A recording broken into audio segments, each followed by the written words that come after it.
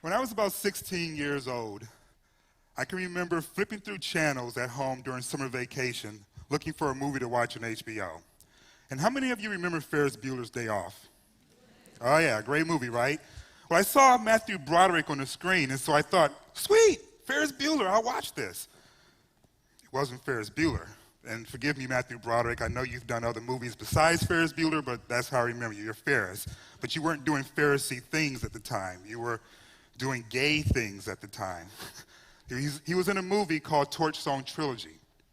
And Torchstone Trilogy was based on a play about this drag queen who essentially was looking for love and respect.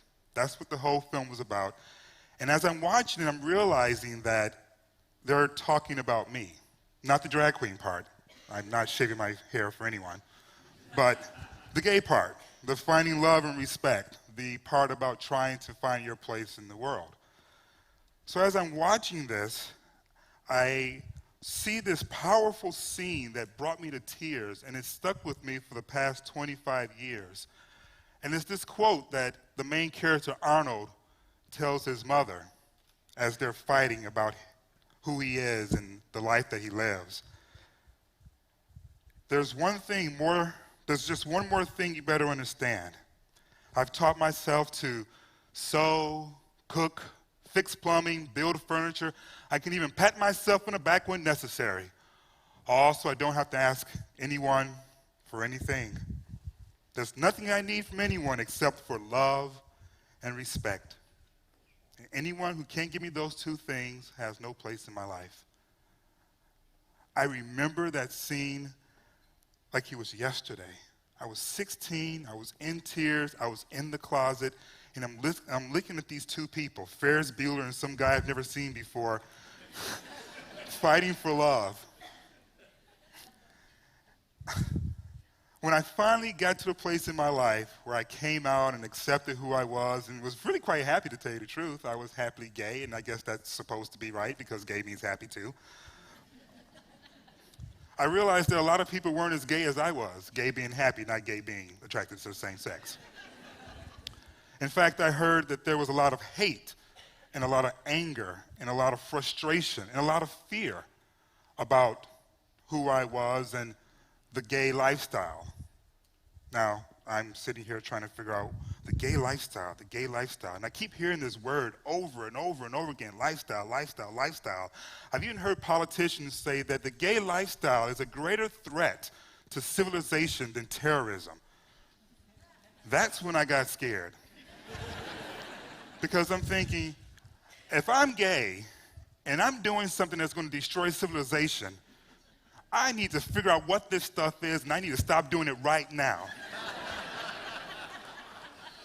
So I took a look at my life, a hard look at my life, and I saw some things very disturbing.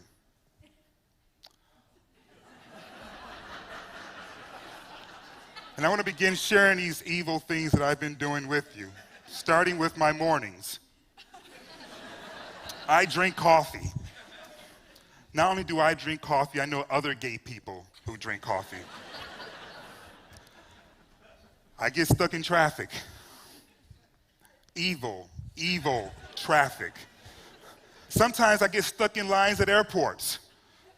I look around and I go, my God, look at all these gay people. We're all trapped in these lines, these long lines trying to get on an airplane.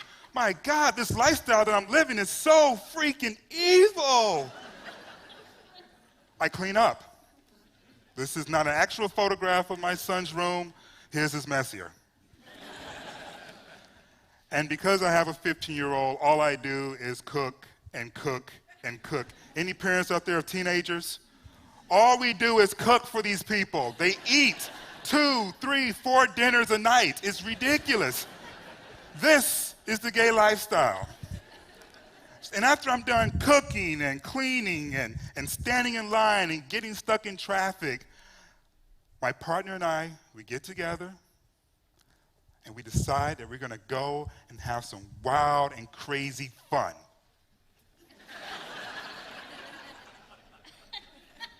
We're usually in bed before we find out who's eliminated on American Idol.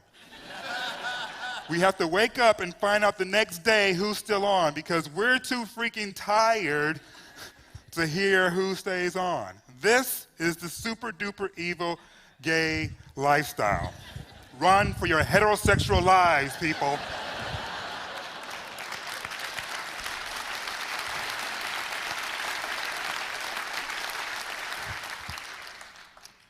When my partner Steve and I first started dating, he told me the story about penguins. And I didn't know where he was going with it at first. He was kind of a little bit nervous when he was sharing it with me. But he told me that when a penguin finds a mate that they want to spend the rest of their life with, they present them with a pebble, the perfect pebble. And then he reaches into his pocket and he brings this out to me. And I looked at it and I was like, this is really cool. And he says, I want to spend the rest of my life with you.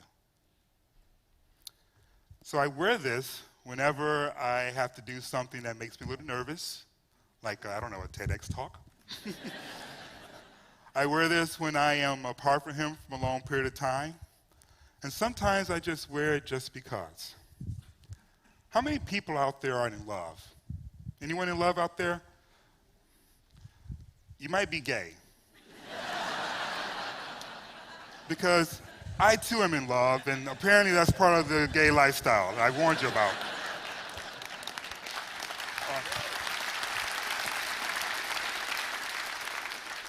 You may want to tell your spouse, who, if they're in love, might be gay as well.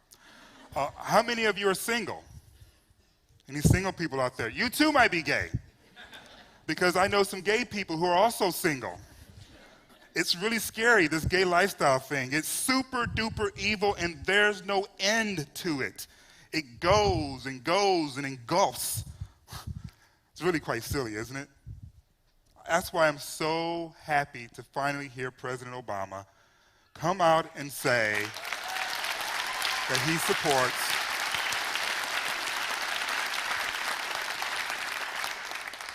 supports marriage equality. It's a wonderful day in our country's history. It's a wonderful day in the globe's history to be able to have an actual sitting president say enough of this. First to himself, and then to the rest of the world. It's wonderful. But there's something that's been disturbing me since he made that remark just a short time ago. And that is apparently, this is just another move by the gay activists that's on the gay agenda. And I'm disturbed by this because I've been openly gay now for quite some time. I've been to all of the functions, I've been to fundraisers, I've written about the topic, and I have yet to receive my copy of this gay agenda. I've paid my dues on time. I've marched in gay pride flags, parades, and the whole nine, and I have yet to see a copy of the gay agenda. It was very, very frustrating. I was feeling left out, like I wasn't quite gay enough.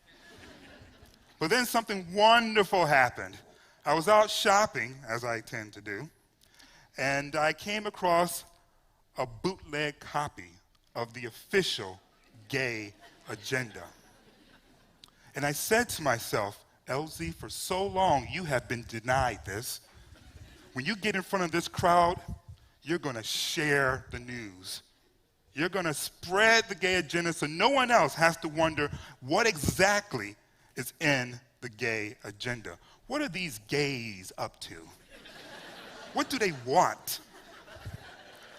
So, without further ado, I will present to you, ladies and gentlemen, and be careful, because it's evil, a copy, the official copy of the gay agenda.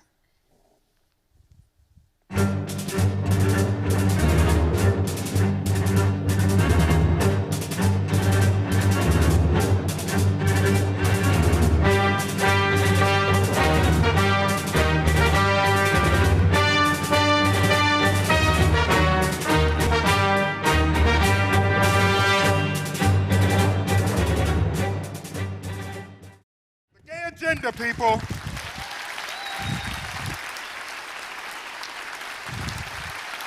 There it is. Did you soak it all in? The gay agenda. Some of you may be calling it the Constitution of the United States. Is that what you call it too? The U.S. Constitution is the gay agenda.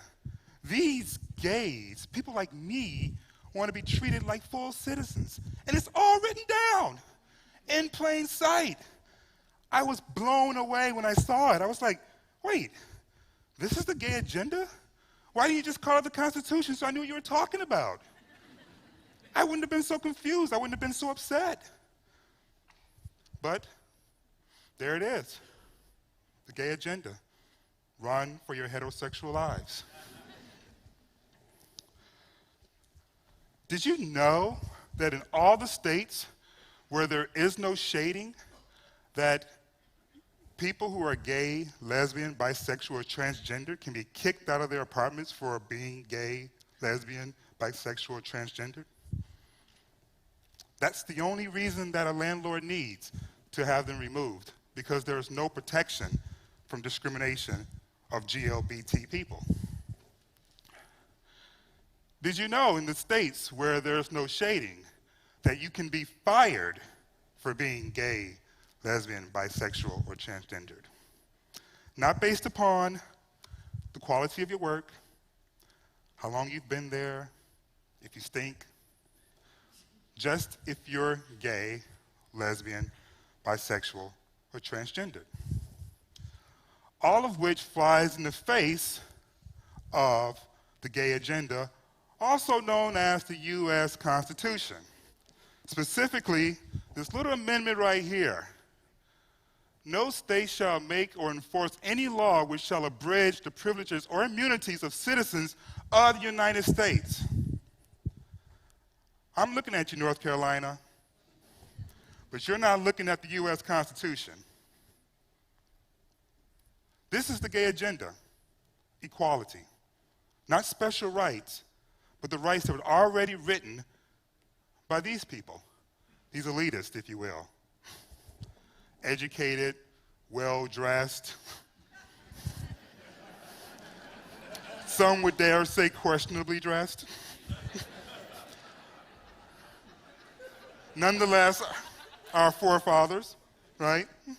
The people that we say knew what they were doing when they wrote the Constitution, the gay agenda, if you will. All of that flies in the face of what they did.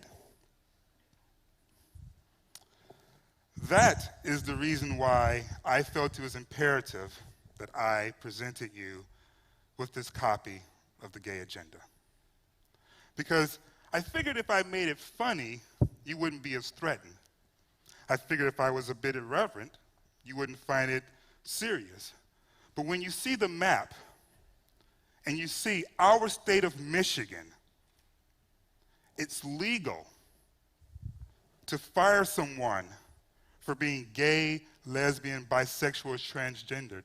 That is legal to remove someone from their home because they're gay, lesbian, bisexual, or transgendered. Then you realize that this whole conversation about marriage equality, it's not about stripping someone's rights away. It's about granting them the rights that have already been stated. And we're just trying to walk in those rights that have already been stated, that we've already agreed upon. There are people living in fear of losing their jobs so they don't show anyone who they really are. Right here at home. This isn't just about North Carolina. All of those states that were clear, it's legal. If I could brag for a second, I have a 15-year-old son from my marriage. He has a 4.0. He is starting a new club at school, policy debate. He's a budding track star. He has almost every single record in middle school for every event that he competed in. He volunteers. He prays before he eats. I would like to think, as his father, and he lives with me primarily, that I had a little something to do with all of that. I would like to think that he's a good boy, a respectful young man. I would like to think that I've proven to be a capable father. But if I were to go to the state of Michigan today and try to adopt a young person who is in an orphanage, I will be disqualified for only one reason: because I'm gay. Doesn't matter what I've already proven, what I can do with my heart. It's because of what the state of Michigan says that I am disqualified for any sort of adoption. And that's not just about me. That's about so many other Michiganders, U.S. citizens, who don't understand why what they are is so much more significant than who they are. This story just keeps playing over and over and over again in our country's history. There was a time in which, I don't know, people who were black couldn't have the same rights. People who happened to be women didn't have the same rights, couldn't vote. There was a point in our history in which if you were considered disabled, that an employer could just fire you before the Americans with Disabilities Act. We keep doing this over and over again. And so here we are, 2012, gay agenda, gay lifestyle, and I'm not a good dad, and people don't deserve to be able to protect their families because of what they are, not who they are. So when you hear the words gay lifestyle and gay agenda in the future, I encourage you to do two things. One, remember the U.S. Constitution. And then two, if you wouldn't mind looking to your left, please. Look to your right. That person next to you is a brother, is a sister, and they should be treated with love and respect. Thank you.